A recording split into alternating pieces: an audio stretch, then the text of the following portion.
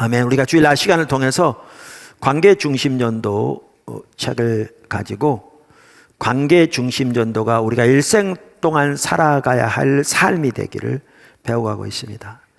반드시 우리 모두가 이 삶을 배우고 살게 되기를 예수님의 이름으로 축원합니다. 그래서 바로잡기, 설문, 기도, 다리 놓기, 사랑의 표현, 제자 삼기, 다시 시작하기인데, 오늘은 그 5번째 단계인 책의 14장 필요를 채워 하나님의 사랑을 보여주라, 그 부분을 살펴보려고 합니다. 사실 배워갈 때 중요한 게 뭐냐 하면요, 설교도 듣고 책도 보고, 그럼 책만 보면 되지. 아니요, 그렇지만요, 설교를 통해서 또 하나님이 말씀하신 부분을 또 책에서 말하고 있는 구체적인 부분에 대한 보충적인 설명을 배우는 것도 매우 중요합니다.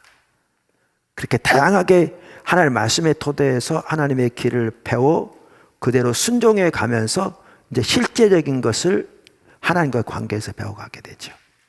그러면서 열매가 나타나게 되고 자라나게 되고, 이것이 우리의 삶의 패턴이 되어질 때 그것이 주님이 원하시는 바입니다. 그렇게 모두가 다 이렇게 자라날 수 있기를 주님의 축원합니다. 이 책도 한 좋은 예로 시작합니다. 좋은 예로. 오늘 특정한 환경에 놓으실 것입니다. 그때 여러분이 성령님께 의지하고 말씀 안에 거하고 하나님을 신뢰하며 말씀에 아가페 사랑으로 반응하지 않는다면 그 기회를 놓쳐버리고 말 것입니다. 이제 그랬더니 이제 제리라는 학생이 찾아온 거죠. 마음 벌써 이제 부닥친 거죠. 이제 그러면서 이렇게 말했습니다.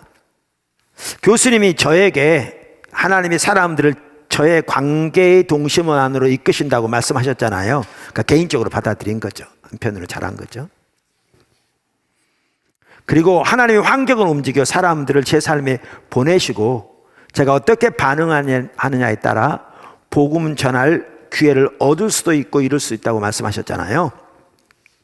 예, 그렇습니다. 근데 저는 기회를 날려버린 것 같습니다. 그러면서 설명을 하는데, 그 학교가 포트워스라는 달라스 근처에 한 30마일 떨어졌는데 거기 있었는데, 이 제리라는 학생이 포트워스에서 달라스까지 이제 오토바이를 타고 출근하는 겁니다. 그러니까 수업이 없을 때. 근데 휴게소에서 가다가 오토바이를 세워놓고 이제 휴게소에 이제 들어가서 세웠는데, 하루는 똑같은 오토바이가 있는 거죠. 자기 거하고. 근데 올 때 보니까 거울이 없더래요. 그래서 그런가 보다 하고 이제 휴게소에 들어갔다가 이제 볼일을 보고 나오는데 자기 오토바이에 거울이 사라진 거죠. 그래서 아까 보았던 그 오토바이를 봤더니 없던 거울이 거기 달려있는 거죠.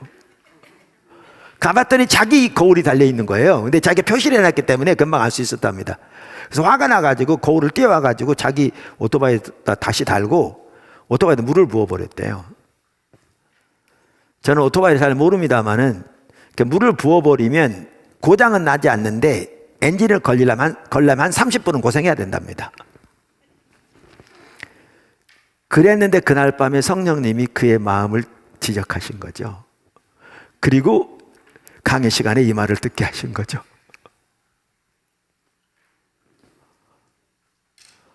그래서 나와서 이제 그렇게 말하면서 어떻게 했으면 좋겠냐고 묻는 겁니다. 그랬더니 오스카 탐슨 박사님도 글쎄요, 저도 잘 모르겠네요. 성령님이라면 어떻게 하라고 하실까요?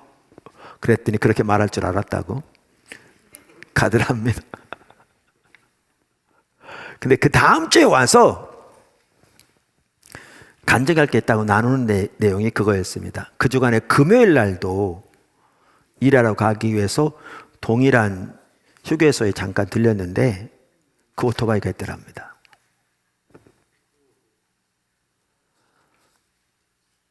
그래서 배운 대로 저 사람의 필요가 뭘까? 필요를 체험으로 사랑을 나타내 보이라고 그랬는데, 그렇게 기도하는 중에 상대방에게는 거울이 필요한 게 보여줬대요.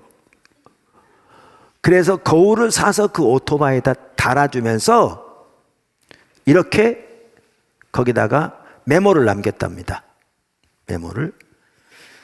당신이 내 거울을 훔쳤다는 것을 잘 알고 있습니다. 제가 당신 오토바이에 물을 뿌린 사람입니다. 하지만 예수 그리스도와 맺은 관계 때문에 저는 예수님이 제 삶에서 그런 태도를 용납하지 않으실 것을 압니다. 이렇게 쪽지를 남기고 이름과 전화번호를 남겨놨대요. 그랬더니 전화가 왔더랍니다. 그래가지고 말하기를 자기가 평생 동안 도둑질을 수없이 했는데 이런 경우는 처음이라고. 결국은 어떻게 되었냐면 그날 밤에 그 제리가 사는 아파트로 그 사람이 왔고요. 거기서 복음을 듣고 그 사람이 예수님을 영접하고 하나님의 자녀가 되었습니다.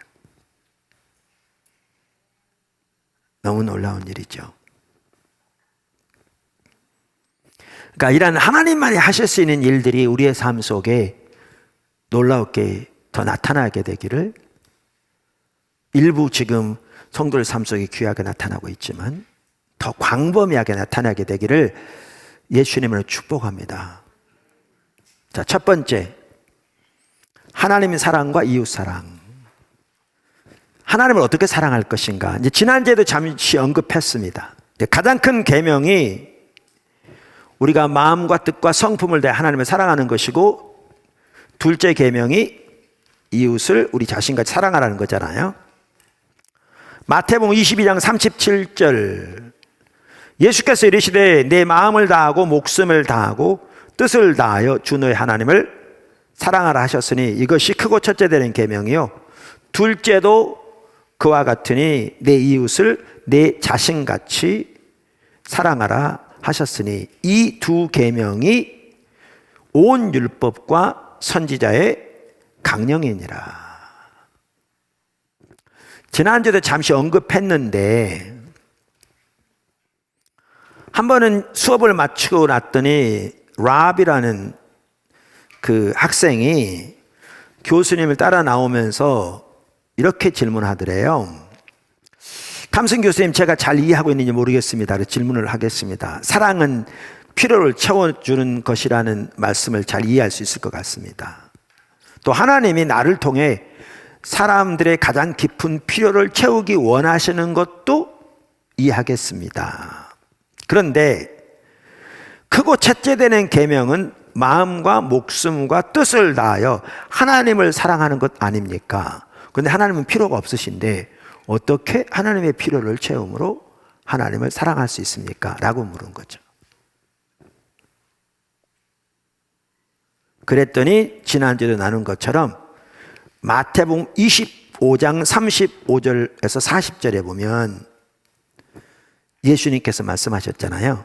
지난주에 본 것처럼 내가 줄일 때 너희가 먹을 것을 주었고 목마를 때 마시게 하였고 나그네 되었을 때 영접하였고 벗었을 때 옷을 입혔고 병들었을 때 돌아보았고 옥에 갇혔을 때에 와서 보았느니라. 그랬더니 아니 언제 우리가 예수님이 그러한 상태에 있는 걸 보고 우리가 예수님께 그렇게 했습니까? 라고 거기 주님께 그렇게 했습니까? 라고 물으니까 너희가 여기 내 형제 중 지극히 작은 하나에게 한 것이 곧 내게 한 것이니라 하고 말씀하셨잖아요. 이 말씀을 이렇게 설명하면서 이렇게 말씀하신 거죠. 예수님의 이름으로 사람들을 사랑하는 것이 곧 예수님을 사랑하는 것입니다. 할렐루야. 두 번째, 큰 두 번째입니다. 누구를 사랑할 것인가? 누구를 사랑할 것인가? 하나님이 우리의 관계 동심원 안에 보내시는 사람을 사랑해야 합니다. 탐슨 박사 이렇게 얘기합니다. 사실 반복적으로 나오는 말인데요.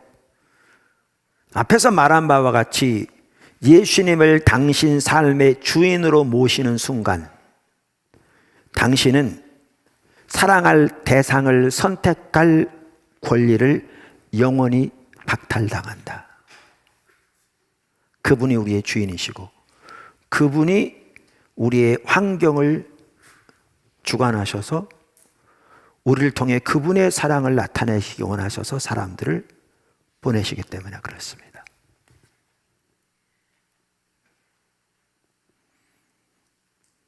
그러면서 계속 이렇게 얘기합니다. 저는 온 세상을 사랑해요 라고 말하는 당신, 그렇다면 당신의 마음에 들지 않는 그 남자에 대해서는 어떻게 생각하느냐, 그 여자에 대해서는 어떻게 하느냐라는 거죠. 저는 솔직히 그 남자 그 여자만 아니면 누구라도 사랑할 수 있어요. 그렇다면 잘못되어 있다는 거죠. 신앙이.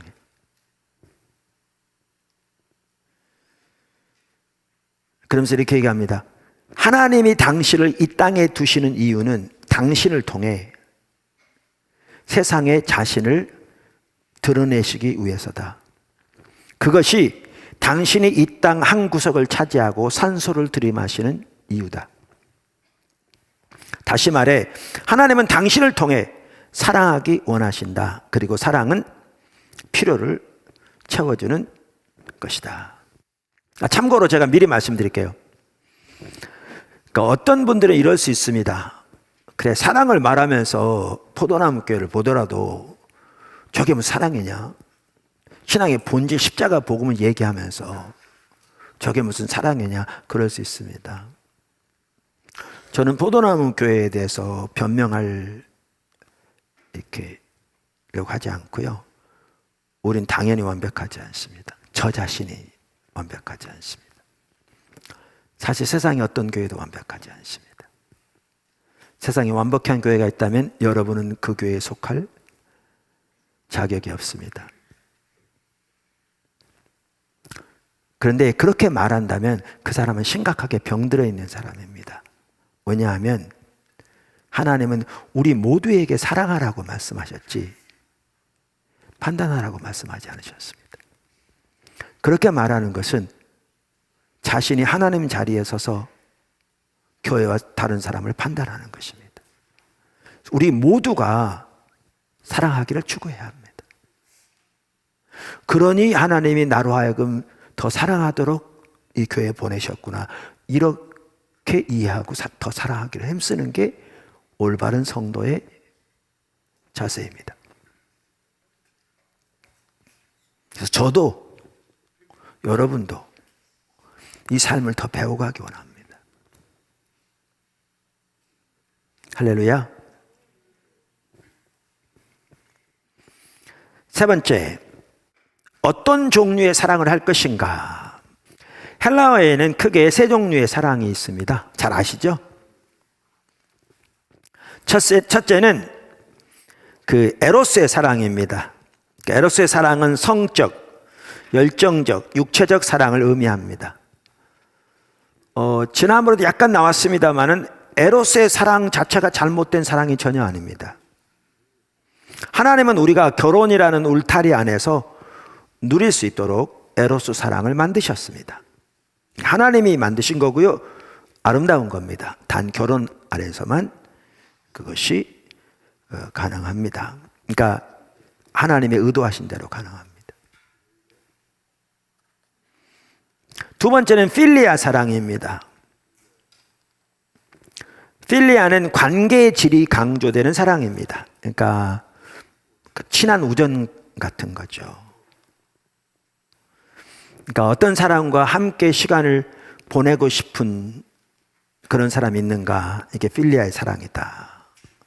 탐슨 박사는 이렇게 얘기합니다. 당연히 필리아의 사랑도 선한 사랑이고요. 그리스도인의 사랑입니다. 거기에는 감정과 정서도 같이 갑니다. 그러니까 세 번째 사랑이 이제 아가페 사랑인 거죠.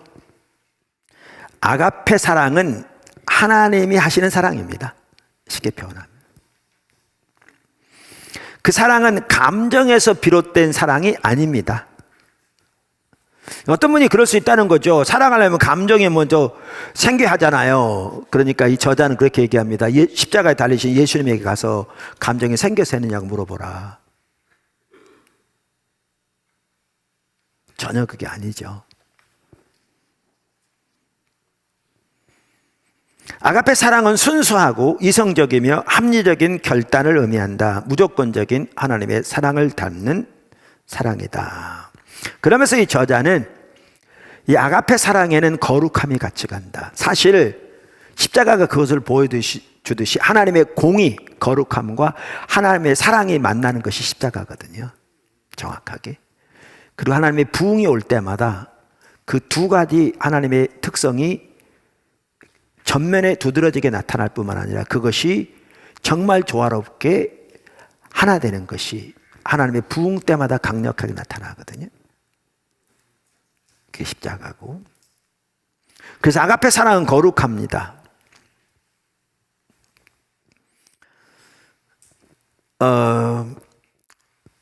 저자는 이렇게 얘기합니다. 현대 사회에는 모든 것이 값이 매겨져 있다. 거룩하지 않은 사랑에는 가격이 붙는다. 하지만 하나님의 사랑은 값으로 매길 수 없다. 하나님의 사랑은 순수하며 끝이 없다. 하나님의 사랑은 대가를 요구하지 않는다. 신성하며 거룩하다. 하나님의 사랑은 무조건적이며 거저주는 사랑이다. 깨끗하고 거룩한 통로를 통해 흘러가는 거룩한 사랑이다. 다른 이들의 필요를 채워주겠다고 선택했을 때 당신은 그들을 향한 하나님의 사랑을 보여주게 된다. 아가페는 필요를 보았으니 그 필요를 채워주겠다는 의미다. 아까 말한 대로 거룩함이 같이 간다고요. 부정적인 방법으로 부정적인 일을 도모하는 것이 전혀 아닌 거죠.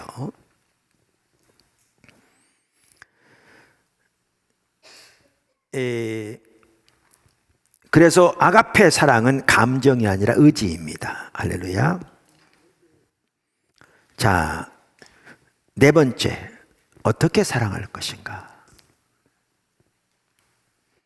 우리는 하나님이 사람들을 사랑하시는 것과 똑같은 방식으로, 즉 사람들의 필요를 채워줌으로써 그들을 사랑해야 합니다.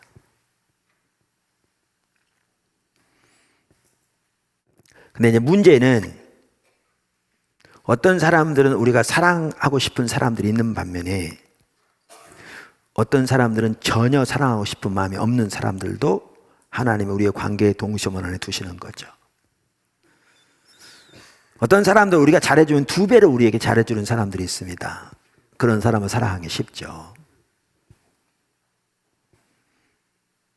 그런데 전혀 그렇지 못한 사람들도 있는 것이지요. 근데 여기에 이 저자가 참 그 예를 잘 들었어요. 마태복음 5장 43절부터 나오는 말씀을 토대로 예를 든 건데 제가 한번 먼저 읽어보겠습니다. 마태복음 5장 43절.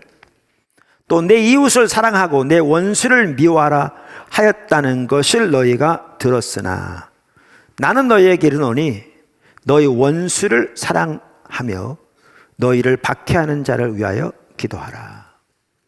이같이 한즉 하늘에 계신 너희 아버지의 아들이 되리니 이는 하나님이 그 해를 악인과 선인에게 비추시며 비를 의로운 자와 불의한 자에게 내려주심이라. 너희가 너희를 사랑하는 자를 사랑하면 무슨 상이 있으리요? 세리도 이같이 아니하느냐. 또 너희가 너희 형제에게만 무난하면 남보다 더하는 것이 무엇이냐? 이방인들도 이같이 아니하느냐. 그러므로 하늘에 계신 너희 아버지의 온전하신 것 같이 너희도 온전하라. 그러니까 이 저자가 하는 말이 그 말이에요. 여러분이 하나님이라고 한번 생각해 보시라 그 말이죠. 여기 두 농부가 있는데 한 사람은 하나님을 경외합니다. 하나님을 예배합니다. 그에게 추수를 주신 모든 것이 하나님의 은혜라고 고백합니다. 그리고 추수 중에 당연히 11조를 드릴 뿐만 아니라 하나님의 영광을 위해서 아름답게 드립니다. 또 다른 농부가 있습니다. 하나님 믿지도 않습니다. 하나님께 감사할지도 모릅니다.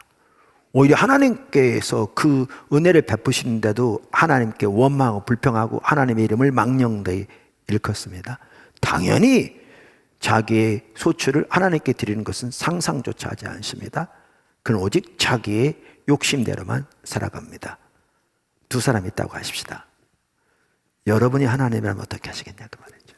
한번 생각해 보세요. 그냥 웃은 얘기로 지나가지 마시고 여러분이 하나님이라면 어떻게 하시겠나 그 말이죠. 아마 저라면 이럴지 모릅니다. 그렇게 잘 섬기고 헌신적인 그의 땅에는 햇빛을 팍 주시고 비도 때를 따라 팍 내리시고 그래서 곡식이 잘 되게 하시고 감사할 줄도 모르는 자기 욕심대로만 사는 불만만 가득한 하나님을 멸시하는 그 사람은 비도 안 내리고 구름이 끼게 샛비도 못 내리게 만들어. 우리는 그럴 것 같아요. 근데 성경은 뭐라고 말씀하시냐면 하나님은 그렇게 하지 않고 선인에게나 악인에게나 햇빛을 주시며 비를 주신다. 그러면서 너희 하나님처럼 하라. 이렇게 말씀하시잖아요. 이 저자들이 이렇게 얘기합니다. 관계의 동심원에서 우리는 결코 사랑스럽지 않은 이들을 발견하게 된다. 정말 저렇게 심술궂은 사람은 처음 봤다는 생각이 드는 직장 동료도 있을 것이다. 그들은 당신에게 마음을 열지 않겠지만 그래도 이렇게 기도하라. 이 오늘 이렇게 장에 보면 어떻게 기도할지 그 기도에 대한 도움도 이렇게 많이 줍니다. 우리에게. 그러면서 이렇게 기도하라는 거죠. 아버지, 저에게 그들의 필요를 보여주세요. 이게 왜 중요하냐면요. 사랑은 필요를 채우는 거잖아요. 필요를 채워줌으로 사랑하는 건데 항상 우리가 필요를 쉽게 아는 게 아닙니다. 여러분은 여러분의 남편의 필요를 잘 안다고 생각하십니까? 20년 이상 같이 살았는데 전혀 모를 수 있습니다. 여러분은 여러분의 아내의 필요를 잘 안다고 생각하십니까?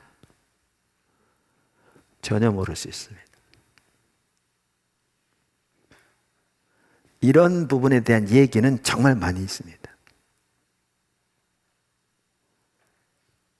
그래서 그렇게 사랑하기 힘든 사람을 위해서도 기도하되 이렇게 기도하라는 거죠. 정말 잘 이렇게 말하고 있습니다. 아버지, 저에게 그들의 필요를 보여주세요. 제가 여기 있습니다. 아버지는 저의 모든 책임을 아십니다. 어디로 가든 삶에서 누구를 만나든 제가 소금이 되겠습니다. 사람들의 삶을 어루만지고 인내하며 돕고 치유하며 사랑하는 소금이 되겠습니다. 이게 앞에서 나왔었는데요. 아까 그 오토바이 거울 사건 기억나시죠? 제리. 근데 하나님은 이러한 일들을 우리 가운데 행하시기를 기뻐하시는데요. 어떤 사람들을 통해서 행하기를 기뻐하시느냐면 순종하기 원하는 사람들을 통해서요.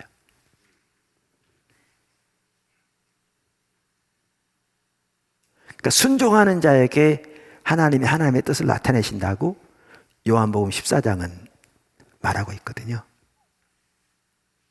그러니까 우리가 결단을 가지고 하나님께서 이끄시는 대로 아까 그렇게 기도하라고 말한 것처럼 소금이 되겠습니다. 하나님의 통로가 되겠습니다. 하나님이 저를 통해 하나님의 사랑으로 그들을 사랑하시는 제가 도구가 되겠습니다. 어떤 상황이든지 그런 결단을 가지고 그러한 순종하고자 하는 자세를 가지고 하나님의 지혜를 구하며, 이렇게 예를 들면 필요를 알게 계시도록 구하며 등등, 이렇게 나아갈 때 하나님이 여러분에게, 그리고 여러분을 통해 하나님의 놀라운 일들을 행하시기를 정말 기뻐하실 겁니다. 그러면서 이 책에서 보는 것과 같은 그런 하나님의 놀라운 열매들을 삶에서 경험하게 될 겁니다. 자, 다섯 번째, 이 삶은 예수님이 우리의 주인 된 삶에서 가능합니다. 그러니까 말씀드린 대로 우리의 관계의 동심원 안에는 우리가 사랑하기 힘든 사람도 있다고요. 하나님이 거기에 두신다고요. 그럼 우리는 그들을 사랑하되 하나님이 우리를 사랑하시는 방식으로 사랑해야 되거든요. 아까 선인과 악인에게 비를 내리시고 햇빛을 주시는 것처럼 사람들의 필요를 채워줌으로 사랑해야 되는데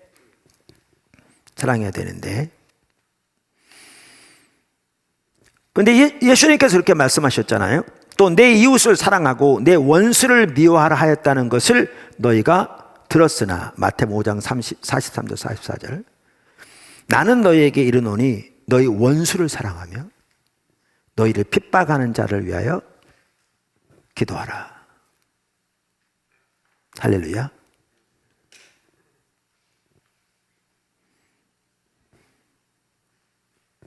그러니까 원수를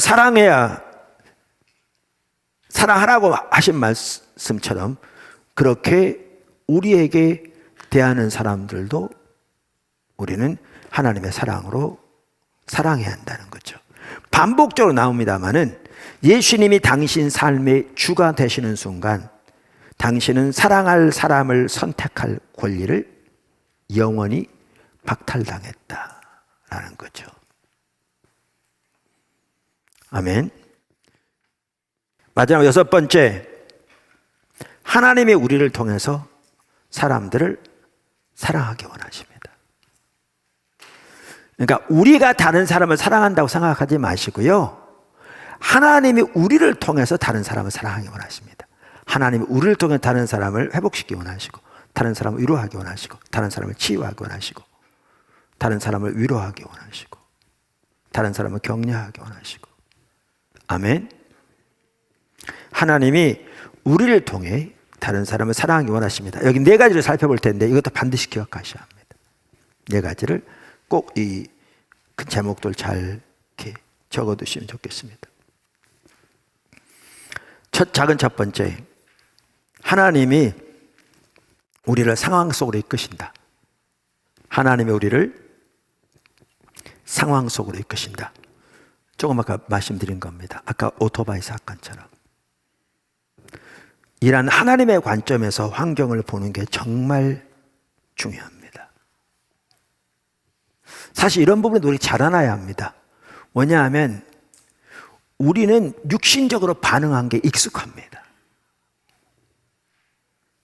우리가 예수를 믿어 새로운 피조물이 되었고 우리 안에 하나님의 성령이 와 계시지만 우리가 여전히 육신을 입고 있고 자기중심적인 본능에 익숙해져 있어서 이런 일을 닥칠 때 하나님의 관점에서 보기보다 육신적으로 반응하기가 쉽습니다. 그러면 우리는 그때마다 때로는 실수를 통해서 배울지 몰라도 하나님의 관점에서 보는 것을 배우고 하나님의 말씀과 인도를 따라 순종하면서 자라나야 합니다. 아까 말씀드린 대로 자라나야 합니다.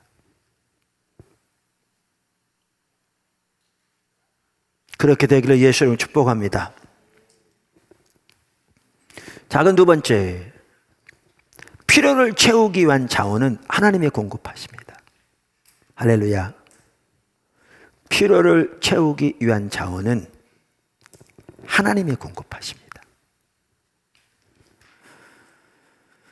저자가 이렇게 얘기합니다. 당신의 삶을 통해 하나님의 사랑이 흘러가고 당신이 다른 이들에게 다가가 그들의 필요를 채워주는 것이 당신의 삶을 향한 하나님의 계획이다. 정말 놀라운 말이죠. 하지만 사람들의 필요를 채우기 위한 자원은 당신의 곳간이 아니라 하나님의 곳간에서 나온다. 얼마나 좋은가. 그래서 이렇게 기도하라는 겁니다. 아버지, 제가 통로가 되기를 원합니다. 항상 이 자세가 중요합니다. 저를 이 땅에 이 육신 가운데 두신 이유는 저를 통해 당신의 사랑을 흘려보내시고 사람들에게 다가가시고 그들을 붙드시고 관계를 세우시며 아가페 사랑으로 그 관계를 견고하게 하기 위함입니다. 그렇게 자세와 결단을 가지고 기도함으로 나가면 하나님이 역사하시는 거죠. 그러면 하나님께서 우리에게 상대방의 필요를 보일 뿐만 아니라 공급하시는 거죠. 작은 세 번째, 하나님은 사랑의 동기를 부여해 주십니다. 사랑의 동기를 부여해 주십니다.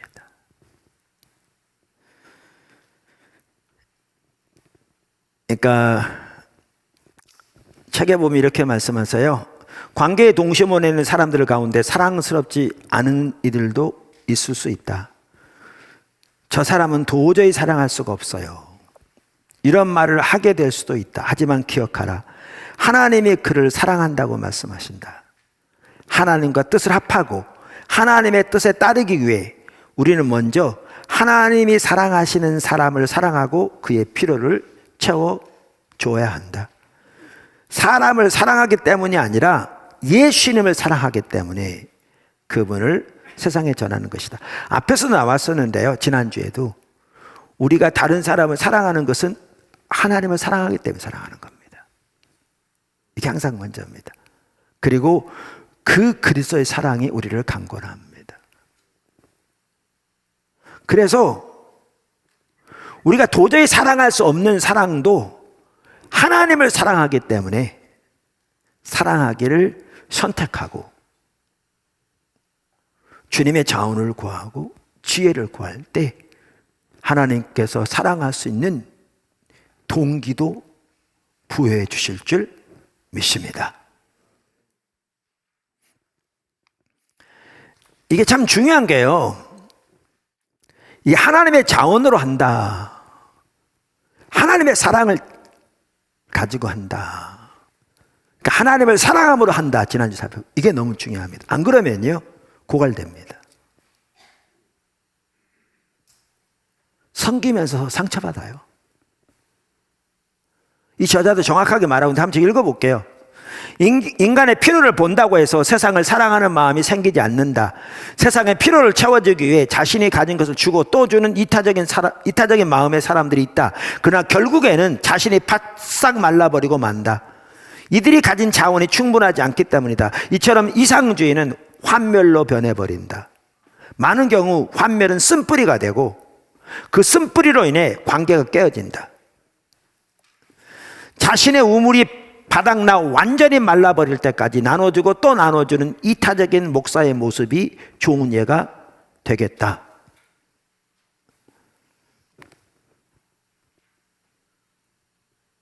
사람들이 그의 진정한 동기를 알아차리고 그에게 등을 돌리면 결국 그 목사는 좌절과 패배감에 사로잡혀 괴로워하고 공허해하면서 사역을 떠나고 만다. 이렇게 된다는 거죠. 우리 자원은 한계가 있습니다.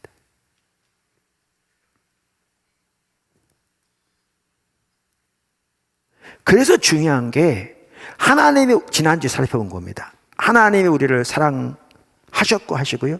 우리가 그 사랑을 아는 게 중요합니다.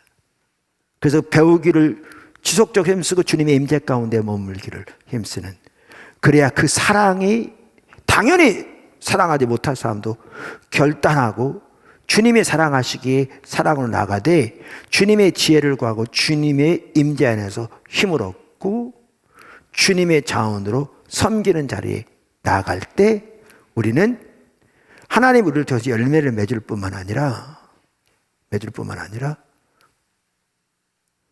우리 안에 하나님의 은혜가 지속적으로 넘치게 되는 거죠. 근데 요게 없이 자신의 힘으로, 자신의 자원으로, 자신의 이타심으로, 자신의 노력으로 섬기려 하다 보면 너무나 많은 경우에 완전히 고갈되고요, 환멸이 되게 되고요, 쓴뿌리가 되게 되고요, 있게 돼요. 그렇게 되면 사람에 대해서도 이제 신뢰하지 않게 됩니다. 무신하게 됩니다. 사람을 피하게 되고, 이러면 중대한 병에 걸린 겁니다. 마지막으로 작은 네 번째, 우리는 하나님의 사랑의 통로이다. 하나님이 우리를 통해서 다른 사람을 사랑하는 통로가 되는 겁니다. 이 책에서 이렇게 얘기합니다. 그 사람은 자신이 사람들의 필요를 채우는 원천이 아니라 통로임을 깨닫지 못하고 있다. 어떤 사람이요? 자기 자원을 하려고 하는 사람. 자기가 원천이 아니고 자기는 통로에 불과한데, 우리는 우리의 자원과 사랑이 하나님으로부터 왔으며 계속해서 하나님으로부터 공급받아야 한다. 할렐루야.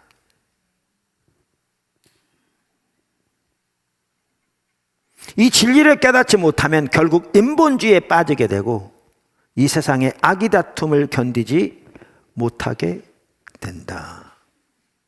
우리가 상대방을 사랑으로 섬기면 상대방은 우리에게 감사하다고 뭐 2배로 잘해주지 못하더라도 섬기는 것을 최소한 감사히 받아들이면 좋잖아요. 대부분의 분은 그렇게 합니다. 그런데 어떤 사람들은 전혀 안 그럴 수 있습니다. 오히려 그걸 이용하려고 할 수 있습니다.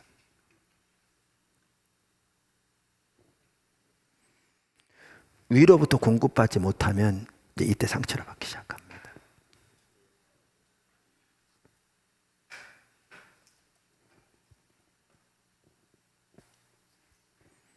하나님을 향한 사랑이 잃어버린 자들을 향한 사랑보다 우선해야 한다. 정확하게 지난주에 말씀드렸던 부분입니다. 그분을 사랑할 때 우리는 그분이 사랑하는 사람들을 사랑할 수 있게 된다. 행함이 없는 사랑, 필요를 채워주지 않는 사랑은 사랑이 아니다. 하나님은 사람을 사랑하실 때마다 그의 필요를 채워주신다. 그래서 관계의 동심원을 따라 쭉 움직이면서 기도하라, 그 말이죠. 기도하면서 이렇게 하라는 거죠. 아버지, 제가 여기 있습니다. 제가 주님의 위대한 사랑의 곳간으로 가겠습니다. 아버지가 공급해 주시는 그 사랑이 저를 통해 흘러가서 제 주위에 있는 사람들의 필요를 채우도록 제가 아버지의 공급하심에 의지하겠습니다. 이렇게 우리가 가장 가까운 가족부터 시작해서 사랑의 통로가 되어줘서 그 필요를 채우기 시작할 때 우리의 필요는 그분이 채우십니다. 또 우리의 필요도 채워집니다.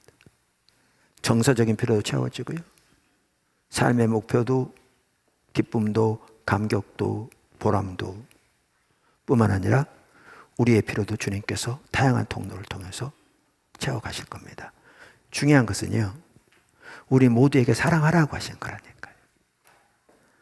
어떤 분들은 상대방에게 왜 나의 필요를 안 채워주느냐고 요구하는 사람도 있습니다. 아우성.